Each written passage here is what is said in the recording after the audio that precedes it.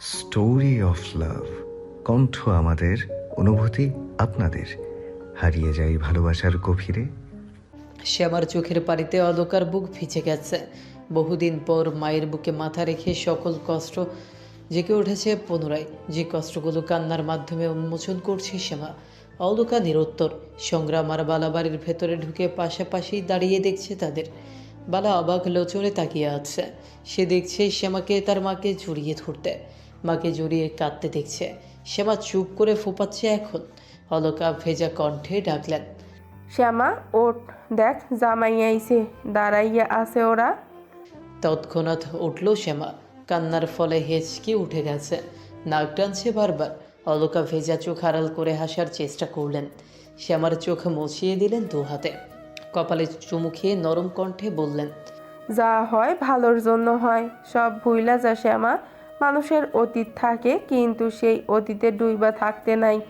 এখন তোর বর্তমান আর ভবিষ্যৎ নিয়ে ভাব। কিচ্ছু খারাপ হয় নাই তোর লগে, বিয়া হইছে তোর, সংসার হইছে, এবার তুই অনেক সুখী হইবি দেখিস। শ্যামা ফুপিয়ে উঠল। অলকা সংগ্রামকে দেখে মুচকে হাসলেন। সংগ্রাম এগিয়ে সালাম জানালো।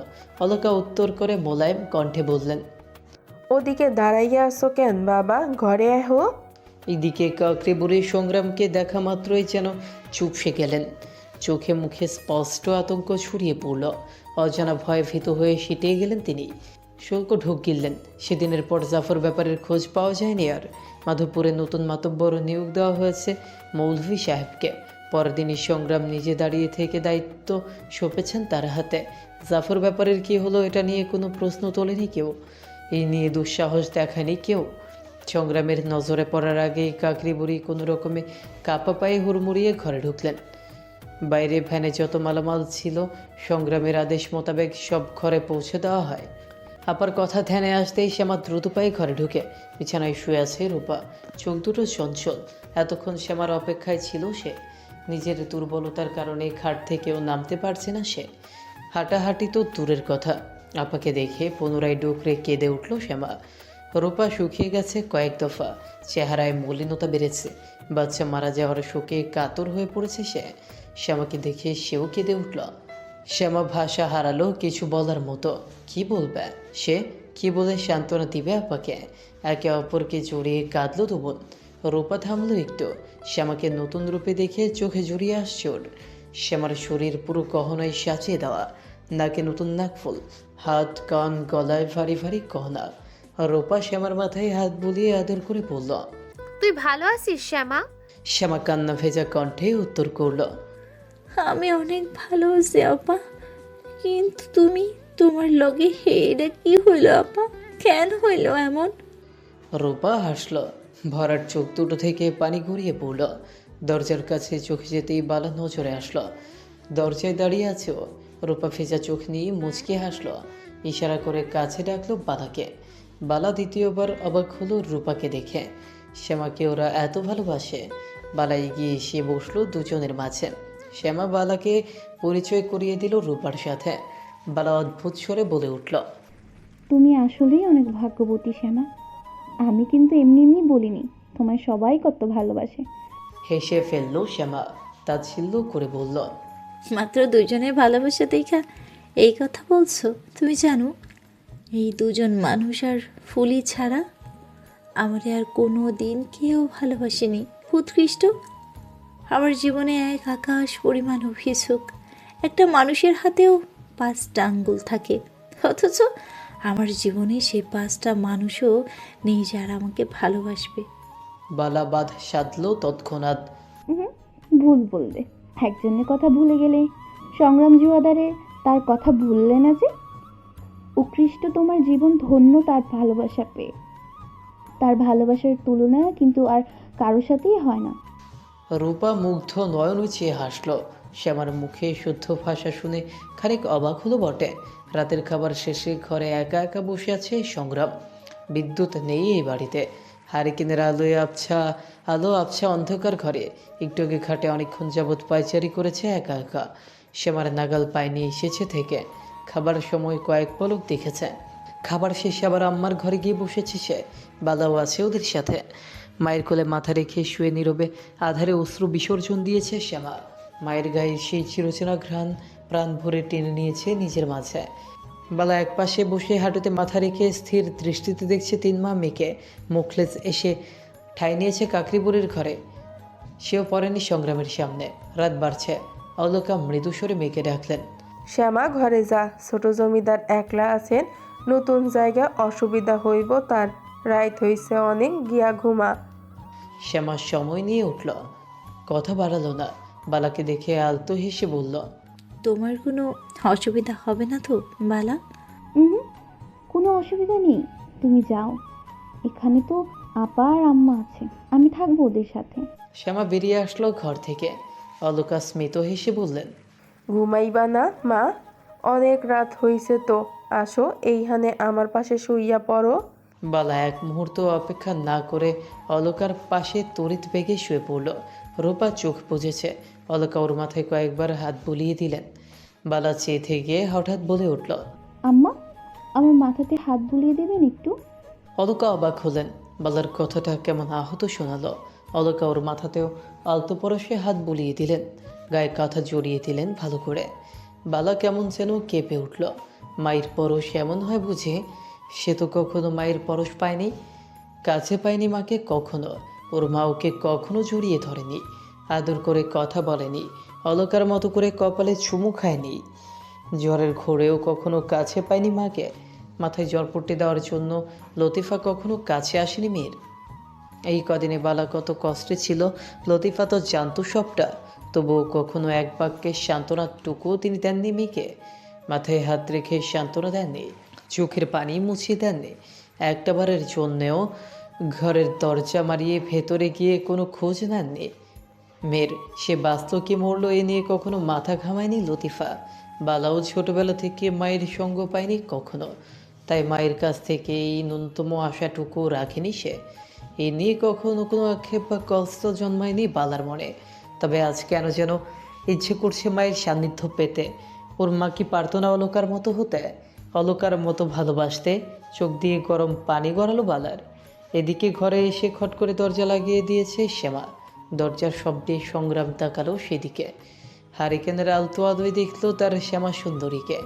পর মুহূর্তে কপাল কুঁচকে চোখ ফিরালো সে। শ্যামা পাশে গিয়ে বসলো। সংগ্রাম মুখ ফিরিয়ে বলল, বাপের বাড়ি এসে দেখছি আমাকে একদম বেমালুম ভরে গেছে, তাই না? ভুলিনি তো। আপনাকে কি ভোলা সম্ভব? তা এতক্ষণ কি করছিল ওই ঘরে? কিছু না, অনেকদিন পর আম্মার কোলে মাথা রেখে শুয়েছিলাম একটু। সংগ্রাম ইশারা করে ডাকল। এদিকে এসো, ঘুম পাচ্ছে ভীষণ। শ্যামা খাটের উপর উঠে ওর পাশে গিয়ে পাশ ফিরে শুয়ে পড়ল। সংগ্রাম ভ্রুযুগল জড়ো করে তাকালো। অতঃপর শ্যামার বাহু ধরে হ্যাঁচকা টান দিয়ে ওকে তুলল। শ্যামা চমকে তাকালো। সংগ্রাম ভাবান্তর না দেখে শ্যামাকে জড়িয়ে ধরে শুয়ে পড়ল। শ্যামার মাথাটা রাখলো নিজের প্রশস্ত বুকে। দুহাতে জড়িয়ে ধরে চোখ বুজে মোলায়েম সরে পড়ল। এবার ঘুমাও। মুচকি হাসলো শ্যামা। সংগ্রাম চোখ খুলে দেখলো ওর হাসিটুকু। হারিকেনের টিম আলোয় শ্যামার নাকফুলটা চকচক করছে। সংগ্রাম এক হাত ছেড়ে শ্যামার মাথাটা আলগা করে তুলল। নিজের ওষ্ঠ এগিয়ে আলতো পরশ আঁকলো শ্যামার নাকফুলে। তৎক্ষণাৎ চোখ বন্ধ করে নিল শ্যামা। সংগ্রাম নীরবে হেসে আবারও জড়িয়ে ধরে চোখ বুজে আলতো স্বরে বলল, সন্তানের জন্য মায়ের কোল, আর একজন স্ত্রীর জন্য স্বামীর বুক সর্বোৎকৃষ্ট স্থান বেগম। তোমার স্থান আমার বুকে। ঘুমাও তুমি, আমি আছি তোমাকে আগলে রাখার জন্য। সকাল সকাল ঘুম থেকে উঠে নামাজ পড়ে নিল শ্যামা। অলকাও উঠেছেন। মা মেয়ে একসাথে উজু করে যে যার ঘরে গিয়ে নামাজ আদায় করে নিল।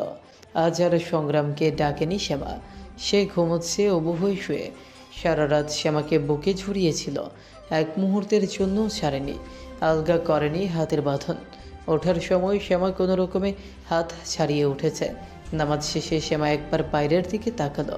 শীত পড়ছে, আধার আছে এখনো। এখন বাইরে গিয়ে লাভ নেই। শ্যামা আবারও উঠে পড়ল খাটে।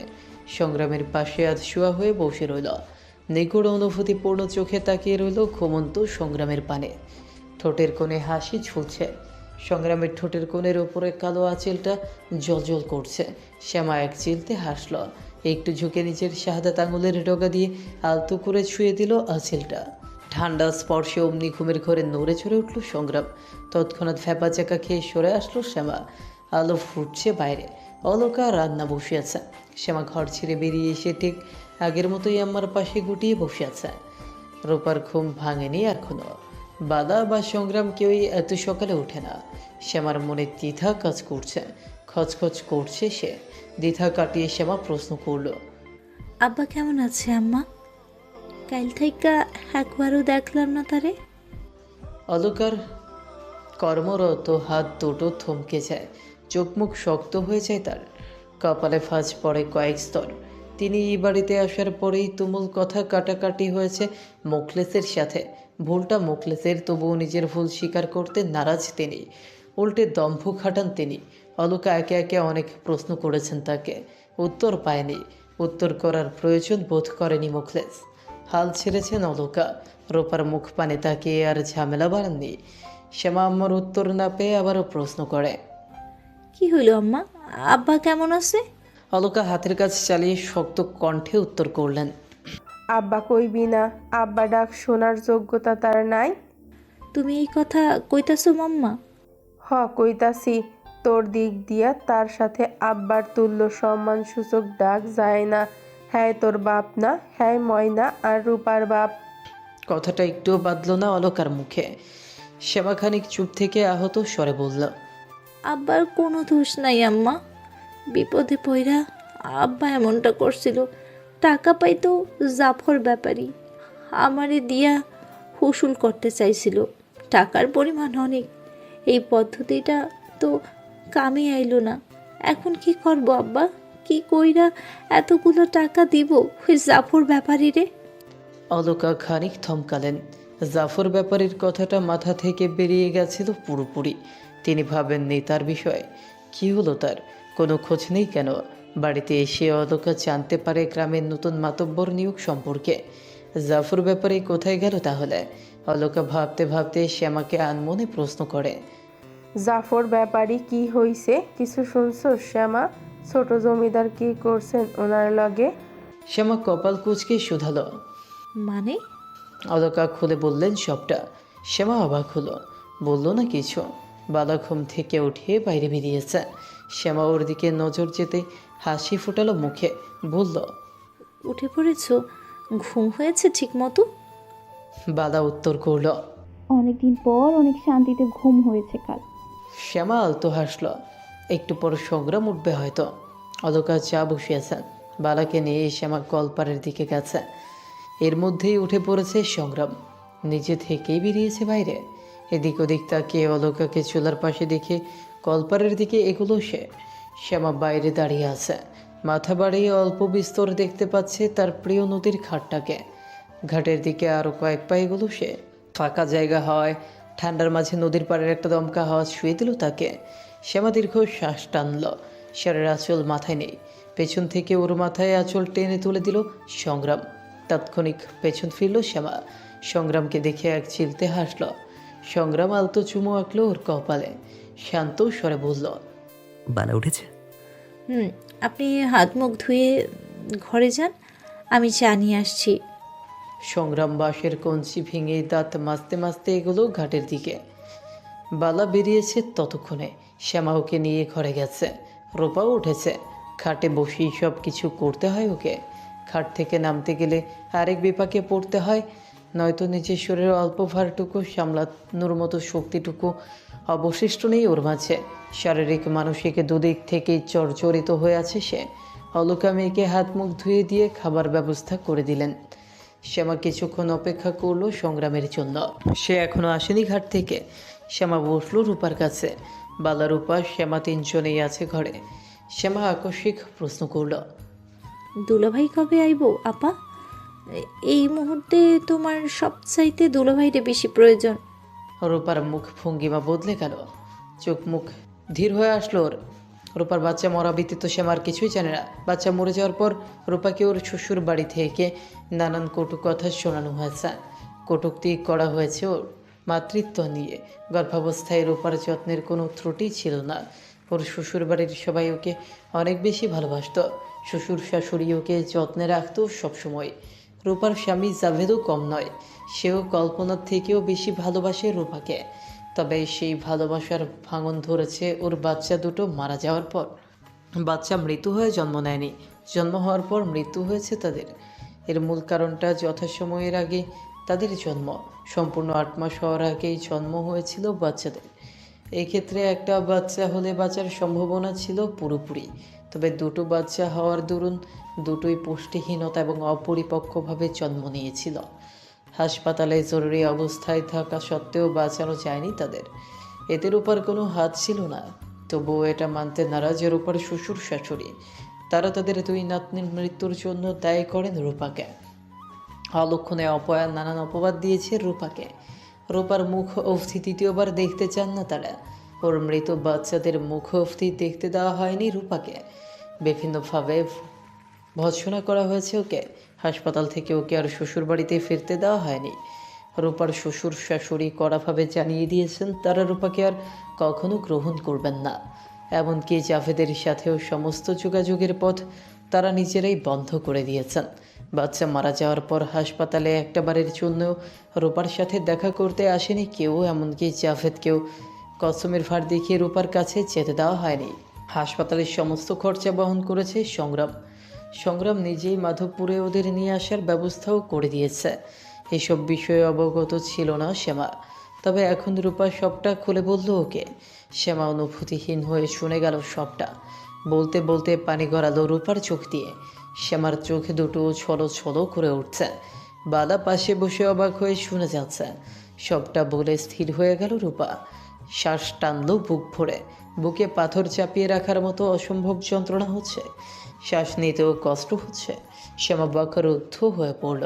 এই কদিনে এত সব কিছু হয়ে গেছে, ওর আপার সাথে এত কিছু হয়ে গেছে। শ্যামা চোখে নামাতেই পলক পড়ার সাথে সাথে টুপ করে কয়েক ফোঁটা পানি গড়ালো।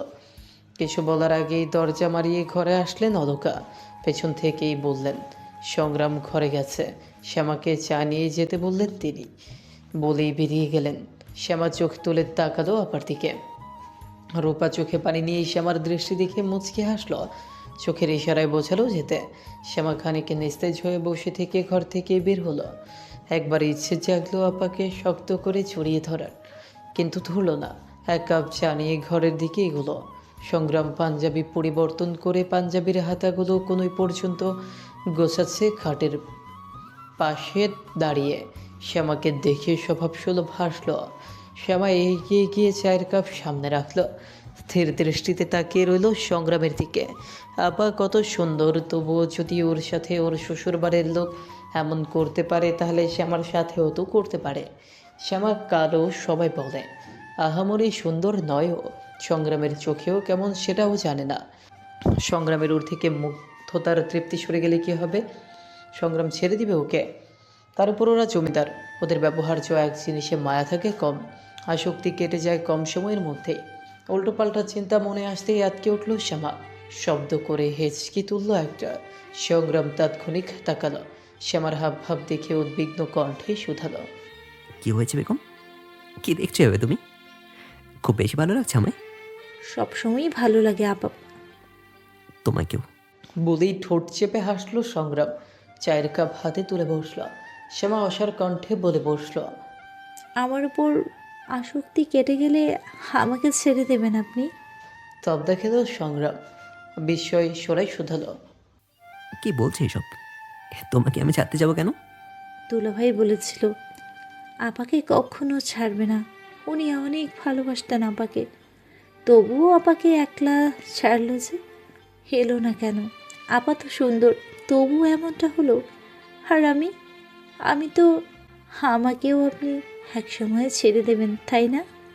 সংগ্রামের চল শক্ত হলো শ্যামার কথায়। তবে ওর ভয়ের কারণ বুঝতে পেরে স্বাভাবিক হলো সংগ্রাম। শ্যামাকে টেনে ওর পাশে বসালো।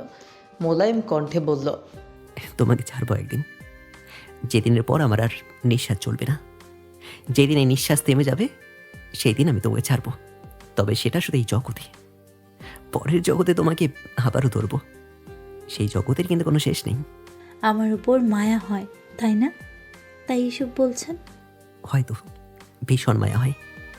সেই মায়া চালেই তো আমি আটকে পড়েছি। মায়া কিন্তু কেটে যায় এক সময়। তোমার প্রতি আমার মায়া কোনোদিন কাটবে না বেগম। মায়া হচ্ছে গাছের শিকড়ের ন্যায়, যত লালন করব ততই পারবে। শ্যামা চোখ নামালো, চোখ দুটো ভেজা। সংগ্রাম ওর চিবুক ধরে মুখটা উঁচিয়ে বলল, ভয় পাও আমাকে হারানোর? আমার থেকে দূরে সরে যাওয়ার ভয় পাও? নিজের দুর্বলতার কথা কাউকে বলতে নেই। মানুষ মানুষের দুর্বলতাকে কাজে লাগায়। আমি তোমার দুর্বলতা? আমি যদি তোমার দুর্বলতা হই তাহলে তুমিও কিন্তু আমার দুর্বলতা। সংগ্রাম জোয়ারদার নিজের দুর্বলতাকে নিজের শক্তিতে রূপান্তরিত করে, যে শক্তি কখনোই হারাতে দেয় না নিজের কাছ থেকে। তোমাকেও দেবে না। তোমার দুর্বলতা তুমি প্রকাশ করো চোখের পানি দিয়ে, অথচ সংগ্রাম জোয়ারদারের শক্তি দুর্বল হয় তার বেগমের চোখের পানি দেখলে। শুনেছি স্বামী আর স্ত্রীকে হাত আর চোখের সঙ্গে তুলনা করা হয়েছে। হাতে ব্যথা পেলে চোখে পানি আসে, আর সেই চোখের পানি কিন্তু হাতে মুছে দেয়। আমি যদি তোমার ব্যথার কারণ হই তাহলে তুমি কাঁদো, আমি মুছে দেবো তোমার চোখের পানি। এতে একটু কপটতা করবো না। শ্যামা এই পর্যায়ে কাঁদল না, ভিজা চোখ ভিজাই রইল, পানি গড়ালো না। ভাবনায় অন্য কিছু আসতেই প্রসঙ্গ পাল্টালো সে। ছোট জমিদার সাহেব, বেগম, জাফর ব্যাপারী কোথায়? ওনার কোনো খোঁজ নেই কেন? উনি ওনার কর্মফল ভোগ করছেন। ওনার জায়গাতেই উনি আছেন, যেখানে ওনার থাকার কথা সেখানেই আছেন। কি করেছেন আপনি ওনার সাথে? কিছুই করিনি, শুধু একটা শাস্তি দিয়েছি, যেটা যোগ্য উনি ছিলেন। ওনার প্রাপ্যটুকু ওনাকে বুঝিয়ে দিয়েছি। কি শাস্তি? সংগ্রাম আলগোছে শ্যামার ছোট ছোট চুলগুলো ওর কানের পাশে গুছে দিল, হাতের উল্টো পিঠে চুমু খেয়ে বলল, তোমাকে ওসব ভাবতে হবে না, তুমি শুধু আমাকে নিয়ে ভাবে, ওকে? আর আমি তুমি সহ সবকিছু সামনে নেব। শিশির কথাটা বাইরে দাঁড়িয়ে থাকা অলোকার কানে পৌঁছল। চোখ মুখ ভরে উঠল তার, শীতলতায় ছেয়ে গেল মাত্র হৃদয়। আজ ভীষণ সুখ লাগলো অলোকার, বুকটা ভরে উঠল সুবাসে। একজন মায়ের কাছে তার মেয়ের জন্য এর থেকে বড় চাওয়া আর কি হতে পারে? চাওয়ার থেকে অনেক বেশি পেয়েছেন অলোকা। এসব কি কখনো ভেবেছিলেন তিনি? দুপুরের দিকে ফুলি এসেছে, কাল রাতেই খবর পেয়েছিল সে, তবে আসতে পারেনি। আজ দিনের আগের ভাগেও আসতে পারেনি, এখন একটু ফাঁক পেতেই ছুটে এসেছে। আহাদের সাথে এসেছে সে। আহাদ আসা মাত্রই সংগ্রাম বেরিয়ে গেছে ওর সাথে। ফুলি এক চিৎকার করে বাড়িতে হুড়মুড়িয়ে ঢুকেছে। শ্যামাবালা সহ সবাই ঘর থেকে বেরিয়েছিল। ফুলের চিৎকারে হকচকিয়ে যায় শ্যামা। দুজনের দৃষ্টি মিলতেই মুহূর্তেই মিলিত হয় দুই বান্ধবীর দুটি প্রাণ। একে অপরকে শক্ত করে জড়িয়ে ধরে ওরা। বালা হাসে পাশ থেকে, চোখ ভরে দেখে দুজনকে। শ্যামাকে ওরা আসলেই ভাগ্যবতী মনে হয়। ফুলি শ্যামাকে একটু ছেড়ে উত্তেজিত হয়ে বলে, শ্যামা প্রাণ আমার, কেমন আছিস তুই? শ্যামাও একই উত্তেজিত স্বরে উত্তর করে, আমি ভালো আছি ফুলি। তুই তুই কেমন আছোস? আমার কথা মনে পড়েনি তোর? সেই দিনের পর একবারও গেলি না কেন আমার কাছে? ফুলি হেসে উত্তর দেয়, আমি যাবো কেমনে, আম্মা অসুস্থ, মনে হয় আর বাঁচবো না। হ্যাঁ রে, রাইখা যাই কেমনে? দেখ তুইও চইলা গেলি, আম্মাও চইলা যাইব, আমার আর কেউ রইল না রে। শ্যামার মুখটা মলিন হলো, হাসি চুপসে গেল। চাপা স্বরে বলল, কাকির কিচ্ছু হইব না, তার আগে তরে বিয়া দিমু এবার। আয় ছোট জমিদার আসুক, আমি কথা কমু তার লগে, আহাত ভাইয়ের লগে। হ্যাঁ, বিয়া দিব তোর, খুব ভালো হইব তাইলে। ফুলি বলল, ঘাটে যাই চল, কতদিন যাই না, তোরে সারে কিচ্ছু ভালো লাগে না, বাড়ি থাইকাই এখন আর বাইর হইতে ইচ্ছা করে না আমার। শ্যামা ফুলি বালা সহ ঘাটে গেল তিনজন। নিচের সিঁড়িতে পানিতে পা ডুবিয়ে বসলো তিনজনে। বালা এখনো দেখছে ওদের দুজনকে। শ্যামা আর ফুলিকা ঘেসে বসেছে। বালা একটু ফাঁক, শ্যামা একটু টেনে ওকে নিজের কাছে নিয়ে আসলো। ওর হাতটা শক্ত করে ধরলো, অন্য হাত দিয়ে ফুলির হাত শক্ত করে ধরলো।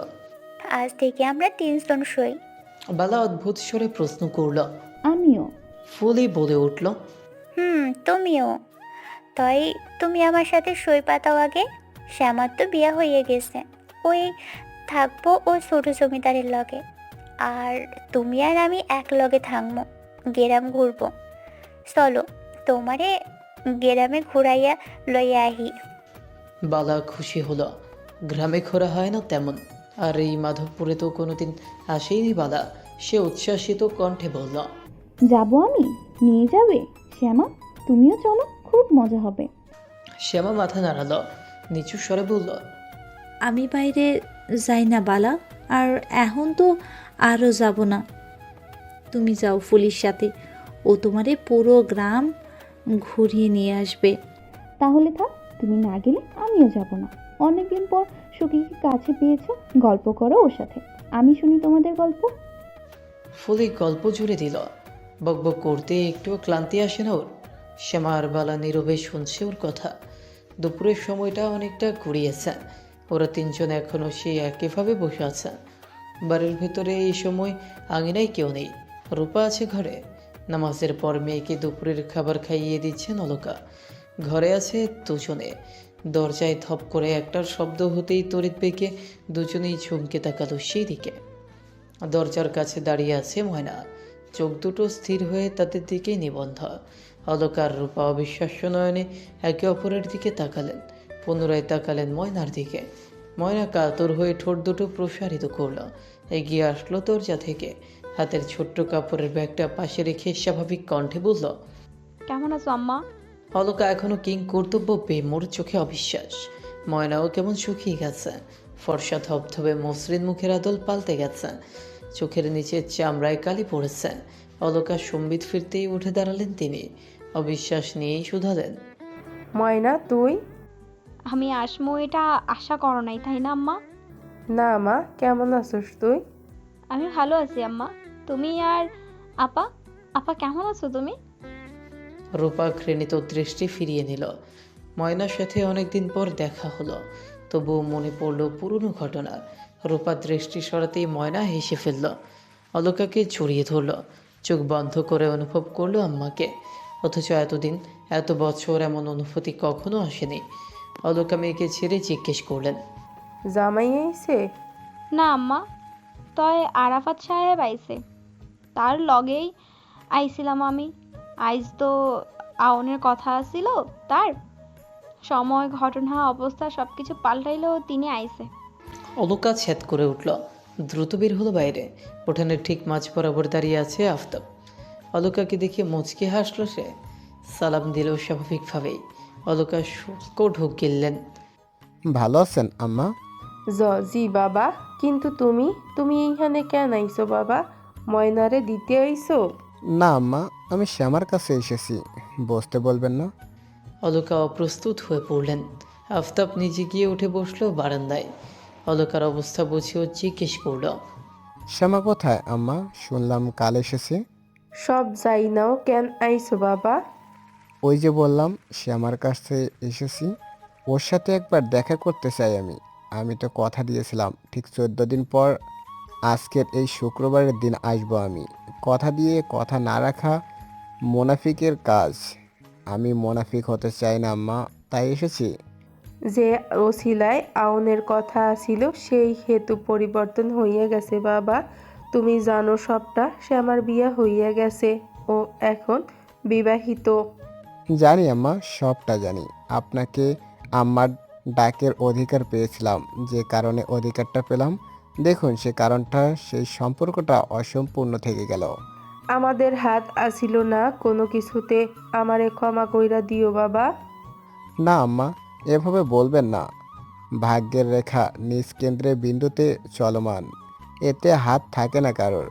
দেখুন, ভাগ্যে ছিল বলে একবার আমার আব্বার দ্বারা আপনারা ঠকলেন, আর এবার ভাগ্যের দ্বারা আমি হারলাম। তবে আমি খুশি হয়েছি আম্মা, আপনার মেয়ের জমিদারের ছেলের সাথে বিয়ে হয়েছে। প্রসন্ন ভাগ্য তার। আমার সাথে থাকলে ভাতের অভাব হতো। অলকা বললেন না কিছু। আফতাব উঠে দাঁড়ালো।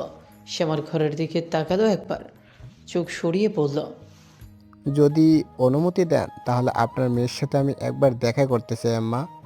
কোনো অসৎ উদ্দেশ্য নয়, শুধু কয়েকটা কথা বলবো। সে এখন পরনারী, আমি বেগানা পুরুষ, তবুও দুটো কথা বলার সুযোগ করে দিতেন যদি। অলকা আহত স্বরে বললেন, ছোট জমিদার মানে? শ্যামার স্বামী বাড়িতে নাই, শ্যামা ও ঘরে নেই, ও ঘাটে আছে আপনার মেয়ে, ওদিক থেকে নদী পারের সময় দেখলাম। অলকাকে থামিয়ে বলল আফতাব। অলকা কথা না বাড়িয়ে এগোলো ঘাটের দিকে। ওর ইচ্ছে করলো না আফতাবকে না করতে। শ্যামাবাদী পেছন থেকে বালার ফুলিকে ডাকলো অলকা। শ্যামা উঠে আসতে নিলে অলকা শক্ত কণ্ঠে বলল, মাথায় ঘুমটা টান শ্যামা, এইখানে থাক, কেউ একজন আইব তোর লগে দেখা করতে। শ্যামা বুঝলো না কিছু। অলকা চলে যেতেই শ্যামা ঘুমটা টেনে নিচ থেকে খাটের উপরে আসলো, দাঁড়ালো সেখানে। মনটা খচখচ করছে। আম্মা কি বলল? কে আসবে? ছোট জমিদার সাহেব? কিন্তু তিনি এইভাবে আসবেন কেন? শ্যামার ভাবনার ছেদ ঘটল পুরুষালী কাতর কণ্ঠে। ভালো আছেন শ্যামা? হকচকিয়ে পেছন ফিরতে গিয়েও অনুচ্চারিত দ্বিধায় ফিরল না শ্যামা। বক্ষস্থল আটকে উঠল অলকার। মতোই কণ্ঠের মালিক পরিচিত, একদিনের পরিচয় তার সাথে, এক পলকে সাক্ষাতের পরিচিত তিনি। শ্যামা ঘন পলক ফেলল এদিক ওদিক, জোরে জোরে শ্বাস টানতে লাগলো। আফতাব আবারও বলল, জিজ্ঞেস করছি বা কেন? আপনি তো ভালোই আছেন, দেখতেই পারছি। শ্যামার পরনে দামি শাড়ি, হাতে একজোড়া চিকনবালা। শ্যামার মুখ না দেখেই বলল, আমার সাথে জড়ালে বোধহয় ভালো থাকতেন না শ্যামা, তাই আল্লাহ সরিয়ে দিয়েছেন আপনাকে। শ্যামার কথা ফোটালো মুখে। আপনি এখানে? আসার কথা ছিল তো আজ, মনে নেই? বলে গেছিলাম আপনাকে ঠিক 14 দিন পর আসবো, তাই এসেছি। আপনার এখন এখানে আসার মানে নেই কোনো? জানি, সবটা জেনে এসেছি। তাহলে আসতে গেলেন কেন? সব কিছুর যে মানে খুঁজতে নেই, ওই যে বললাম আসতে চেয়েছিলাম, তাই এসেছি। শ্যামা নিশ্চুপ।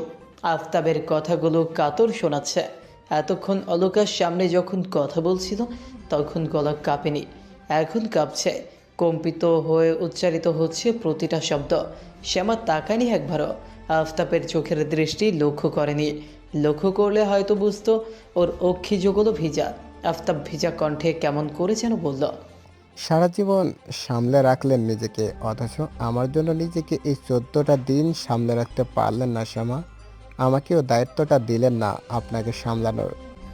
এসব কথার কোনো মানে নেই জনাব। আফতাব হাসল। বললাম তো সব কিছুর মানে খুঁজতে নেই। আমি এখন অন্যের স্ত্রী। জানি, সংগ্রাম জোয়ারদারের স্ত্রী আপনি। দেখেছি আমি আপনার স্বামীকে, অত্যাধিক সুপুরুষ তিনি। শ্যামা বেশি কথা বলে না, আফতাব জানে। আর এই ধরনের কথায় শ্যামার পাল্টা উত্তর আশা করাও যায় না। আফতাব নিজে থেকেই বলল, আজকেও চোখ এড়িয়ে চলতে হচ্ছে আপনাকে, অথচ কথা ছিল হালালভাবে চোখে চোখ রেখে কথা বলার। আপনার সাথে এখন কথা বলাটাও হারাম। তাহলে হারাম কাজে জড়াতে হবে না আপনাকে। সব সময় ভালো থাকবেন শ্যামা, সুখী হন, নিজের সংসারে ভালো থাকুন, সব সময় নিজের স্বামীর সংসার নিয়ে থাকুন আপনি। আমি শুধু একবার দেখতে আসলাম, দোয়া করি অনেক। আচ্ছা শ্যামা, আপনি কি মনে রাখবেন আমায়? আমি কিন্তু মনে রাখবো, কখনো ভুলবো না। মানুষ তো কত কিছুই মনে রাখে, সেই তালিকায় রেখে হলেও মনে রাখেন আমায়। কেউ একজন আপনার জন্য সব সময় দোয়া করবে, এটাও মনে রাখেন। আজ আসি, এই জীবনে আর দেখা নাও হতে পারে। ভালো থাকবেন। কথা শেষ করে এক মুহূর্ত অপেক্ষা না করে পিছন ফিরল। ছলো ছলো চোখ মুছে সামনে তাকাতেই পা থমকে গেল আফতাবের। ঠিক পেছনে একটু দূরে সংগ্রাম দাঁড়িয়ে আছে স্বভাবসুলভ, পেছনে হাত গুটিয়ে, চোখ মুখের ভঙ্গিমা স্বাভাবিক। আফতাব ওকে দেখেছিল একবার, শ্যামার বিয়ের খবর পেয়ে সে এসেছিল এই গ্রামে। সব কিছু জেনে জমিদার গ্রামেও গিয়েছিল, সেখানে দেখেছে সংগ্রামকে। সংগ্রাম আফতাবকে চেনে কিনা জানা নেই তার। সংগ্রামের তীক্ষ্ণ চাহনি দেখে আফতাব জোরপূর্বক হাসার চেষ্টা করল। সালাম নেবেন জমিদার সাহেব। জমিদার সাহেব সম্বোধন শুনে শ্যামা পেছন ফিরল তাৎক্ষণিক।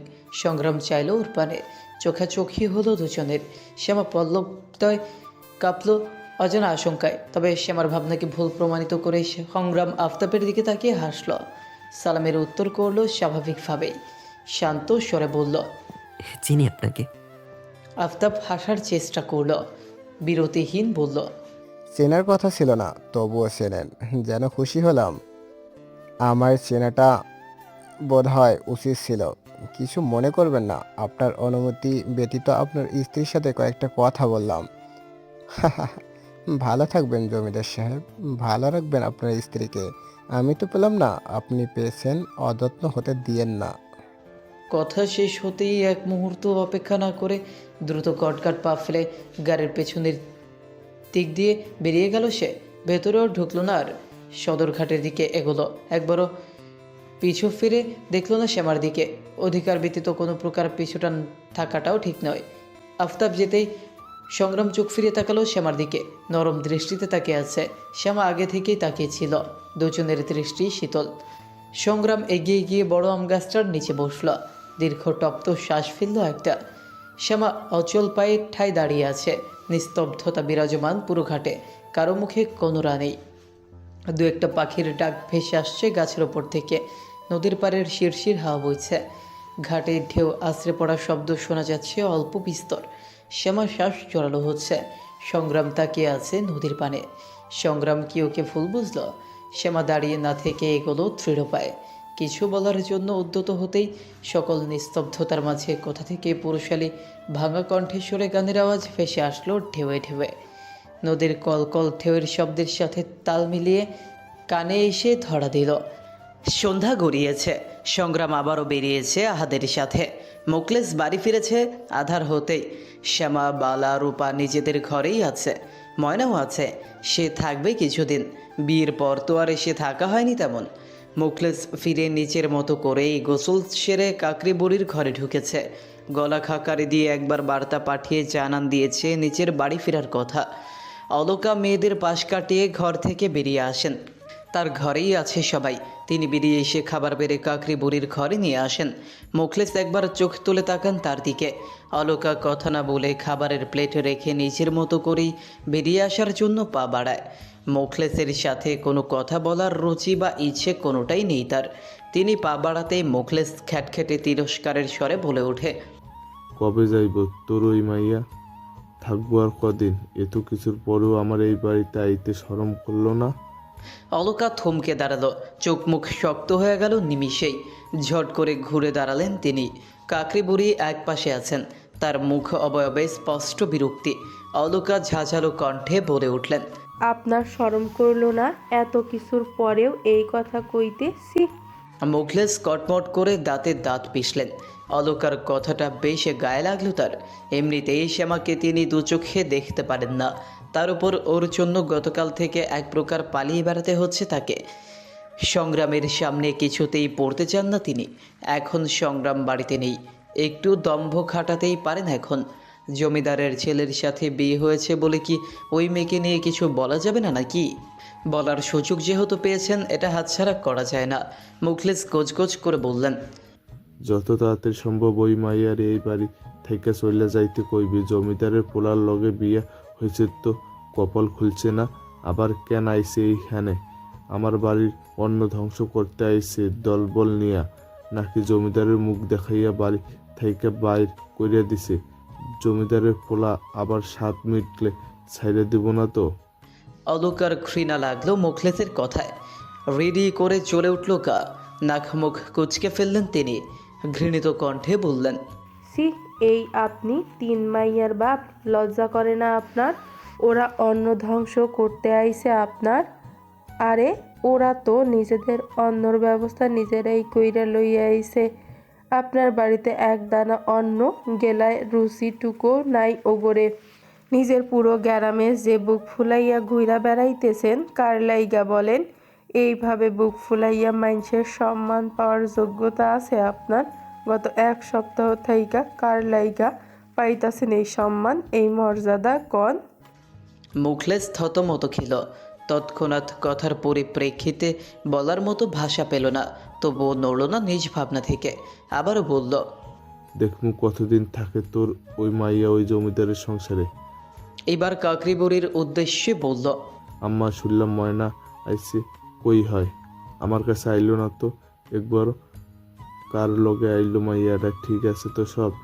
আমনের পর খাইছে কিছু? অলকা স্থির হলেন। কাতর হয়ে আসলো পুরো শরীর। দৃষ্টি কাঁপল।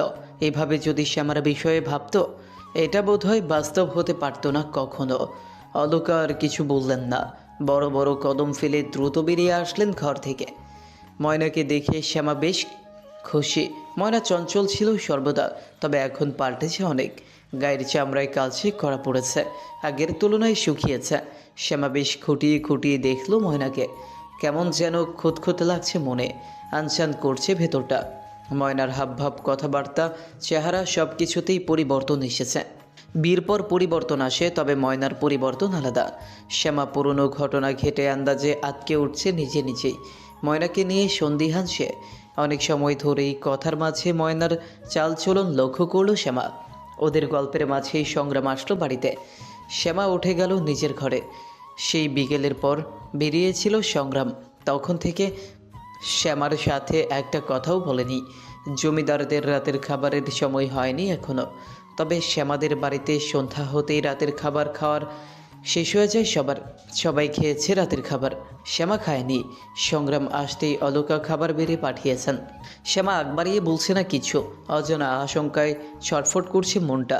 তখন সংগ্রাম ওকে ভুল বুঝল না তো? সংগ্রামের ভাবভঙ্গিমা দেখেও কোনো কিছু বোঝারও পায়নি। বরাবরের মতো চোখমুখ শক্ত তার, তবে শ্যামার সামনেই শক্ত থাকতে পারে না সে, কোমল হয়ে আসে। খাবার বেড়ে সামনে বসে আছে শ্যামা। সংগ্রামও কিছু বলছে না। অবশেষে শ্যামার নীরবতা দেখে সংগ্রাম নিজেই বলে উঠল, কি হলো, খাবে না? আপনি আমার সাথে কথা বলছেন না কেন? এই তো বললাম, এতক্ষণ তো ছিলামই না, কখন কথা বলবো? আমাকে ভুল বুঝবেন না, আমি ওনার সাথে কথা বলতে চাইনি।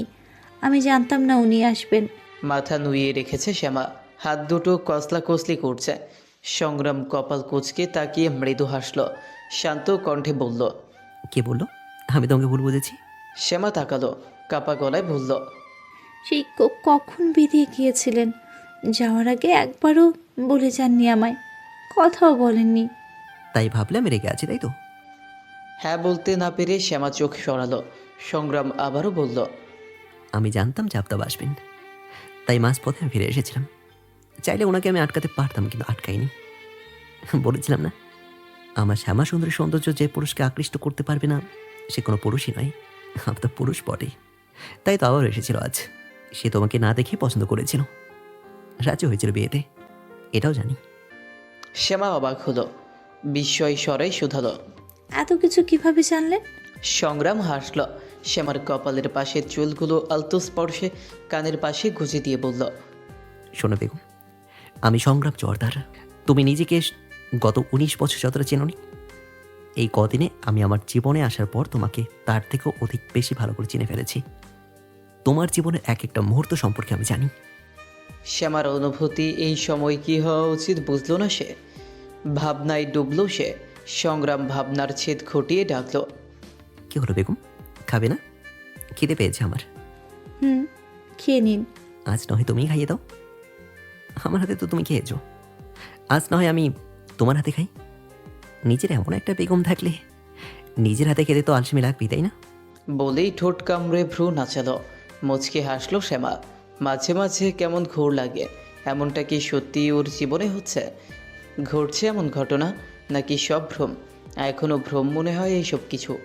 মনে হয় কোনো এক খরা পড়া সকালে ঘুম ভাঙলে, স্বপ্ন শেষ হয়ে গেলে সব শেষ, আর থাকবে না। খাওয়ার পালা চুকিয়ে এবার ঘুমানোর পালা। সংগ্রামের বুকে মাথা রেখে শুয়ে আছে শ্যামা। সংগ্রামের বক্ষ স্পন্দন স্পষ্ট কর্ণকুহরে পৌঁছচ্ছে। টিপ টিপ করে শব্দ হচ্ছে। শ্যামার এক হাত ধরে সেই তখন থেকে উল্টে পাল্টে দেখছে সংগ্রাম। দুজনেই নীরব। হারিকেনের আলো পুরোপুরি নেভায়নি। আবছা আলো চলছে ঘরে। ঝিঝে পোকারা ডাকছে ঘরের পেছনে। শ্যামা নীরবে অনুভব করছে সংগ্রামের গায়ের পুরুষালী ঘ্রাণ। আম্মার শরীরের ঘ্রাণের পর এই ঘ্রাণটাই মন মাতিয়ে দেয় শ্যামার। তবে এটা আলাদা, অদ্ভুত এক মাদকতা আছে এই ঘ্রাণে। শ্যামা চোখ বুঝে অনুভব করছে, ঘুম ধরা দিচ্ছে চোখে। সংগ্রাম ভাবছে কি যেন। ভাবতে ভাবতে ভাবনার সমাপ্তি ঘটিয়ে শ্যামার হাতের উল্টো পিঠে একটা চুমু খেলো শব্দ করে। কাঁচা ঘুমের ঘোরেই আলতো হাসলো শ্যামা। সংগ্রাম ডাকল, বেগম। ঘুমের ঘোরে উত্তর করলো শ্যামা। কাল কিন্তু আমরা চলে যাব, তৈরি থেকো। শ্যামা শোনা মাত্রই সবেগে চোখ খুলল। ঘুমে আচ্ছন্ন চোখ দুটো অবিশ্বাস্য দৃষ্টিতে বড় বড় করে তাকালো। সংগ্রাম চোখে পলক ফেলে বলল, কাল বিকেলের দিকে চলে যাব। শ্যামা উদ্বিগ্ন স্বরে বলল, কাল কেন? আর কটা দিন থাকি? থাকলে তো নিজে বাড়িতে ফিরতে হবে না। কাল যাবো, ওকে? আবার তো নিয়ে আসবো পরে, তাই না? তৈরি থেকো। আর বারাকেও জানিয়ে দিও, ওকে? শ্যামার মনটা ভার হয়ে আসলো আবারও, তবে প্রকাশ করলো না। জমিদার বাড়ি এই দুদিন শান্ত ছিল। বাড়িতে এমনিতেই হাতে গোনা কয়েকটা মানুষ, এই কজনের মধ্যে আবার 3 জন মেয়ে নেই। দুদিন ধরে সালেহা বেশ বিরক্ত সংগ্রামের উপর। ক্ষণে ক্ষণে তার বিরক্তি আর ক্ষিপ্ততার মাত্রা বাড়িয়ে দেওয়ার জন্য লতিফা সবসময় সজাগ। সালেহার কানে যথাসম্ভব বিষ ঢেলেছেন এই দুদিনে। শ্যামা যে ফিরবে এটা তারা নিশ্চিত। সালেহা অত্যন্ত রাগী আর জেদি স্বভাবের। লতিফ জোয়ারদার তাকে কোনোভাবে বোঝানোর বৃথা চেষ্টা করেননি, কেননা তার বোঝানোর মাধ্যমে সালেহার চিন্তার পরিবর্তন আসবে না। সালেহা একরোখা। শ্যামাদের বাড়ি থেকে জমিদার বাড়িতে আস্তে আস্তে বিকেল গড়িয়ে সন্ধ্যা নেমেছে। আধার নামছে কেবল। পুরো রাস্তায় নীরবে চোখের পানি ফেলেছে শ্যামা। আসার সময় আম্মা আপা কারো চোখের দিকে তাকাতে পারেনি। অলকা দুঃখে কাঁদেননি মেয়েকে বিদায় দেওয়ার সময়, বরং প্রশান্তিতে চোখের কোণে অশ্রু জমেছিল তার। আহাত জিপ চালাচ্ছে, ওর পাশে বসে আছে সংগ্রাম। মুহূর্তে মুহূর্তে পেছন ফিরছে বারবার। শ্যামা বালার হাত ধরে বসে আছে, মাথায় ঘোমটা টানা কপাল পর্যন্ত, চোখ দুটো ফোলা ফোলা। 3 গ্রাম পেরিয়ে জমিদার গ্রামে এসে পৌঁছয় গাড়ি। বিশাল লোহার গেট মুহূর্তেই খুলে দেওয়া হয় গাড়ির শব্দে। গাড়ি ভেতরে নিয়ে যাওয়া হলে সংগ্রাম নেমে পড়ে প্রথমে। পেছনে 2 কদম পিছিয়ে গাড়ি থেকে নামার জন্য হাত বাড়িয়ে দেয় শ্যামার উদ্দেশ্যে। বেখেয়ালি হওয়ায় লক্ষ্য করেনি শ্যামা। বালা এক পলক তাকায় বাড়ানো হাতের দিকে। বুকের ভেতরটা কেমন কেঁপে ওঠে, হু হু করে জেঁকে ওঠে পুরনো দগ্ধ ব্যথাগুলো। এই দুদিন তো ভুলেছিল সব কিছু, আপন খেয়ালে ছিল। সংগ্রাম বালার চাহনি দেখে হাত বাড়িয়ে ইশারা করে স্বাভাবিকভাবেই বলল, তুই একে নেমে আয়। বালার সম্ভিত ফিরতেই হাত থেকে চোখ সরালো, আড়াল করলো চক্ষুদয়। সংগ্রামের বাড়ানো হাত উপেক্ষা করে নিজে থেকে গাড়ি থেকে নামলো। কোনো দিকে না তাকিয়ে অতি সন্তর্পণে পা বাড়ালো বাড়ির ভেতরে। সংগ্রাম উপেক্ষা বুঝে কপাল কুঁচকে তাকালো। বালা বড় বড় কদম ফেলে অন্দরে প্রবেশ করেছে ইতিমধ্যে। ভেতরে ঢুকেই সদর দরজা থেকে সরে দেয়ালের সাথে পিঠ ঠেকালো, মাথা উঁচু করে চোখ বুঝে শ্বাস টানলো। একটা মানুষকে ভোলা কি এতটাই সোজা? দূরে গেলে না হয় মানা যায়, কিন্তু যাকে প্রতিটা মুহূর্ত নিজের চোখের সামনে দেখতে হচ্ছে, তাও আবার অন্য কারো সাথে, তাকে ভোলা যায় কি করে? বালা তো ভুলে যেতে চায় সব কিছু, কারণ মনে রাখার মতো কোনো অস্তিত্ব নেই। কিন্তু ভুলে যাওয়া তো সোজা নয়। ভুলে যাওয়া যদি এতই সোজা হয় তাহলে চোখ পানি ঝরাতো না। বালা দীর্ঘশ্বাস ফেলে বিড়বিড় করলো, আপনার হাতটা যদি আমার হতো তাহলে ধরতাম। যেখানে আপনি আমার হলেন না সেখানে ক্ষীণকালের জন্য আপনার হাত ধরে লাভ কি? স্বার্থ থাকলে ধরলে সারা জীবনের জন্য ধরতাম। আবারও দীর্ঘশ্বাস ফেললো বালা। অন্দরে কেউ নেই, এখনই সবাই নিচে আসবে হয়তো। এই ফাঁকে বালা কারো নজরে পড়ার আগে সবার চোখ চুয়ে নিজের ঘরে ঢুকলো দ্রুত পায়ে। 2 দিন পরে নিজের ঘরে এসে বুক ভরে শ্বাস টানলো। পুরো ঘরের প্রিয় জিনিসগুলোতে হাত ছোঁয়ালো একবার করে।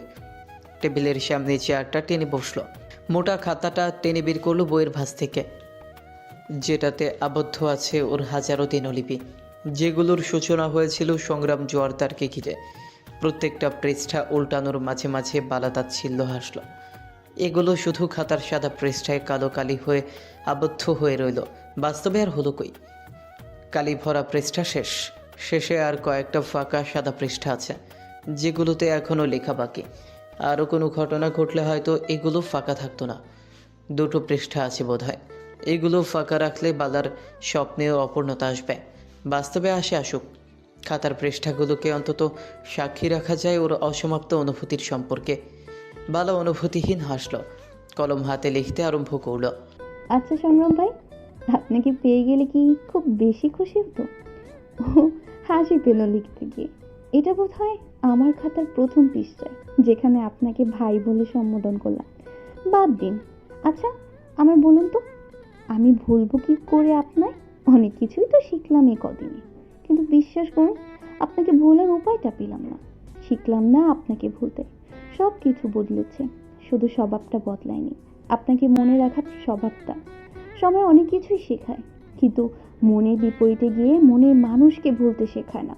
আমিও পারলাম না মনের বিপরীতে যেতে। মানুষ হয়তো পারে, তাই না? আপনি তো পারলেন, এই তো ভুলে গেলেন আমায়।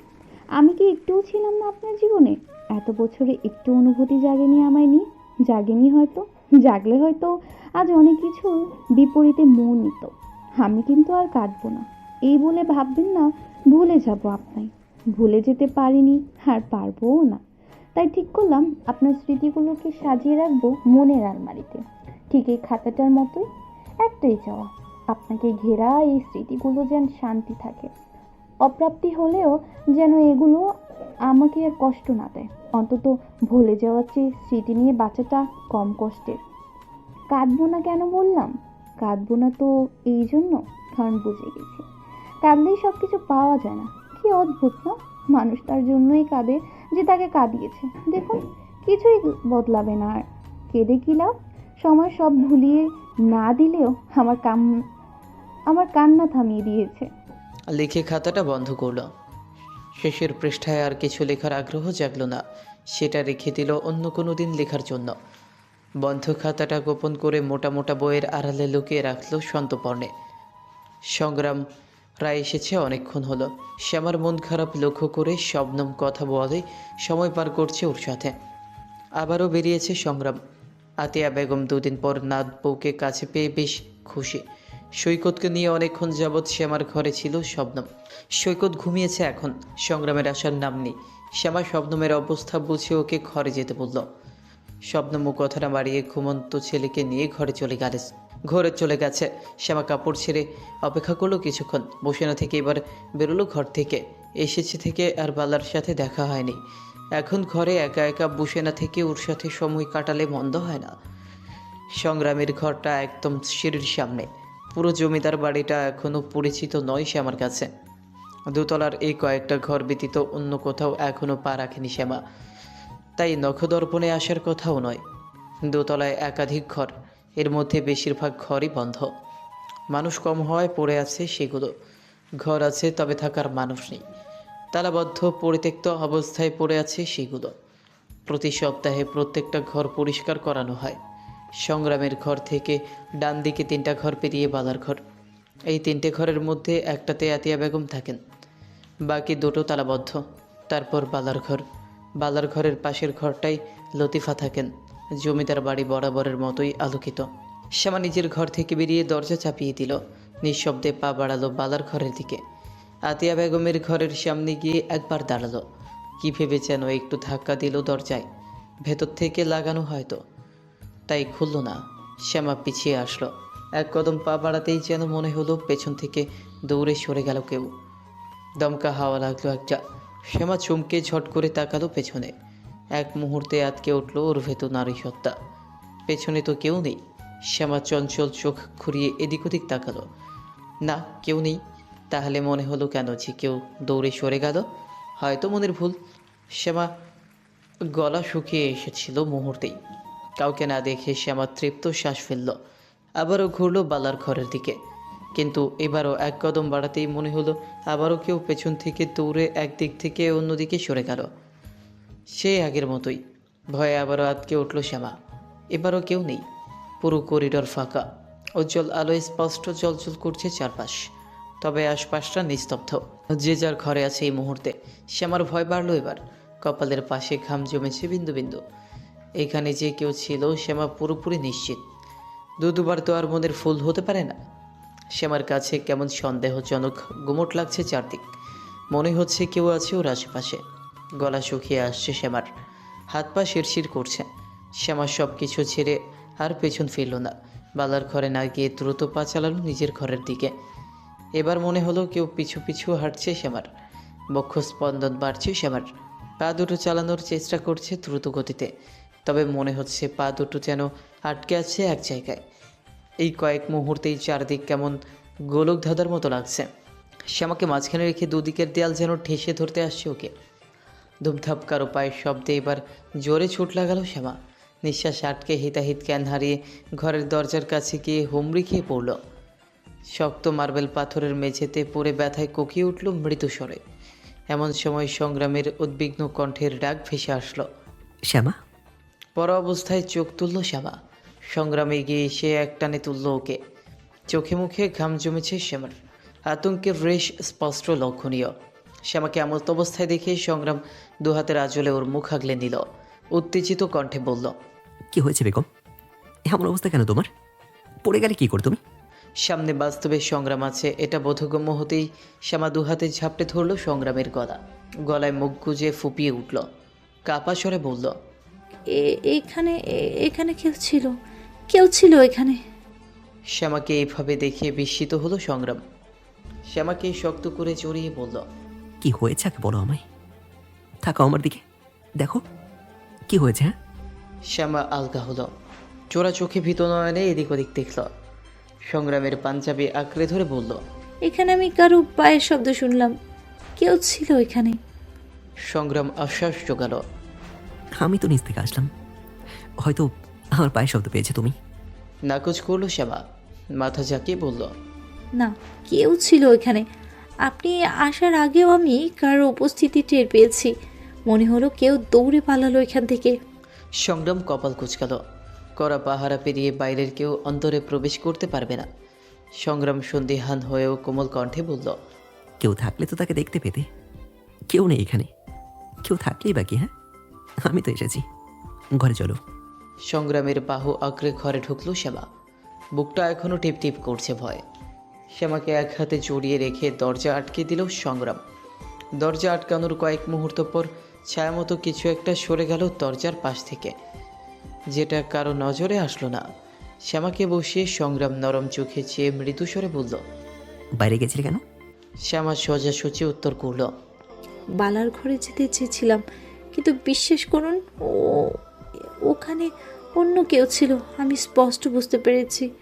সংগ্রাম সরু চোখে তাকিয়ে থাকলো কিছুক্ষণ, বোঝার চেষ্টা করলো, অতঃপর শ্যামাকে আর কিছু বলতে দিল না।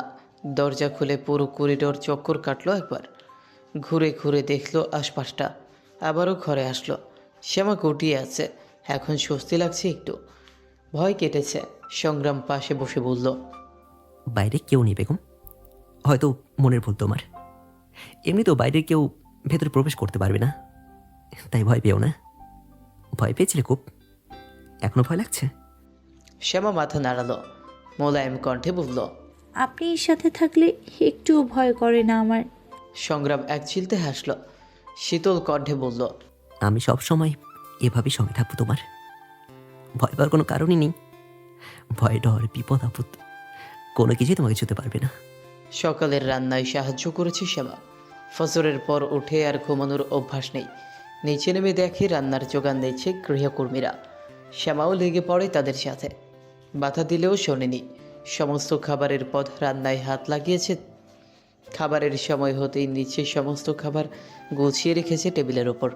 সকালের খাবার খেতে বসেছে সবাই। লতিফ জোয়ারদার আছেন সবার মাঝে, বাড়ির সবাই উপস্থিত। শ্যামা অতি উৎসুক হয়ে হাসি মুখে খাবার বেড়ে দিল সবার পাতে, চোখে মুখে একরাশ আনন্দ ওর। সালেহাকে বেড়ে দেওয়ার সময় একবার চোখাচোখি হয়েছিল তার সাথে।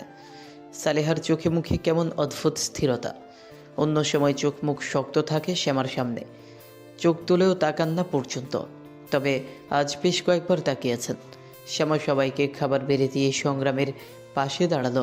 শ্যামা আর শবনম বাদে সবাই বসেছে, শবনমও দাঁড়িয়ে আছে নিজের স্বামীর পাশে। সবাই এক লোকমা মুখে তুলেই থমকে গেল, মুখ ভঙ্গিমায় বদল আসলো সবার। তিক্ততায় ভারী গোফের আড়ালে লতিফ জোয়ারদারের মুখ বিকৃত হয়ে আসলো। মুখে খাবার রেখে সংগ্রাম তৎক্ষণাৎ তাকালো শ্যামার দিকে। শ্যামা বুঝে উঠতে পারল না হঠাৎ এমন চাহনির মানে। সালেহা আর লতিফা একই সাথে খাবারের প্লেট ঝটকা মেরে ঠেলে সরিয়ে দিলেন। অন্যান্য বাসনের সাথে টোকা লেগে শব্দ হলো বিকট। শ্যামা চমকে উঠল। সালেহার লতিফা দাঁড়িয়ে গিয়ে থুথু করে ফেলে দিলেন মুখের খাবারটুকু। চোখ টাটিয়ে কটাক্ষ করে গর্জে উঠলেন সালেহা, এমন অখাদ্য রান্না কে করছে আজ? শ্যামা থো মেরে দাঁড়িয়েই চমকে উঠল, দৃষ্টি অবুজের মতোই সাদাসিধেভাবে প্রশ্ন করল, কেন আম্মা, কি হয়েছে? ভালো হয়নি রান্না? সালেহা চোখ পাকিয়ে তাকালেন, তিরস্কারের স্বরে বললেন, তুই হাত লাগিয়েছিস রান্নায়? তাই তো ভাবি, আজ পর্যন্ত জমিদার বাড়িতে এমনটা হয়েছে কখনো? এমন নুনে পোড়া রান্না কেউ খেয়েছে? নিজের মনের সমস্ত বিষ ঢেলেছিস রান্নায়। শ্যামার রান্নার কথা শুনে লতিফ জোয়ারদারের শক্ত মুখশ্রী কোমল হলো। সালেহাকে উদ্দেশ্য করে শান্ত নিজামী স্বরে বললেন, সালেহা, কি বলছো না বলছো, মাথা ঠিক আছে তোমার? হ্যাঁ। লতিফা ফোরন কাটল, ভাবি তো ঠিকই বলতেছে ভাইজান, আমাদের রান্নার লোকেরা তো সারা জীবন রান্না করে এসেছে, এমনটা হয়েছে কখনো? এই মেয়ে আজই হাত লাগিয়েছে আর আজই এমনটা হতে হলো। প্রত্যেকটা রান্নাই নুনে পোড়া, কুকুর জানোয়ারেরও মুখে রুচবে না। এই মেয়ে, বাপের জন্মে দেখেছিস এমন পদের রান্না? খেয়েছিস কখনো যে স্বাদ বুঝবি? যেমন চেহারা তেমন বিদঘুটে হাত, এই হাতে রান্না আর কত ভালো হবে? সংগ্রামের চল শক্ত হয়ে আসলো এহেন কথায়। টেবিলের আড়ালে হাত মুঠো করে নিল সে। লতিফ জোয়ারদার লতিফার কথায় বিরক্তিতে নাকমুখ সাংঘাতিক কুচকে ফেললেন। এমন আজগুবি কথার কোনো মানে নেই। শ্যামা এখনও অবুঝের নেই বলল, আমি তো খাবারের পরিমাণ মতোই সব কিছু দিয়েছিলাম, নুনও তো ঠিক ছিল সব কিছুতে, আমি নিজেই খেয়ে দেখেছি। সালেহা কটমট করে উঠলেন। তো আমরা কি মিথ্যা বলেছি তোকে? খাবারের নুন ঠিক আছে, দাঁড়া দিয়ে খাচ্ছি।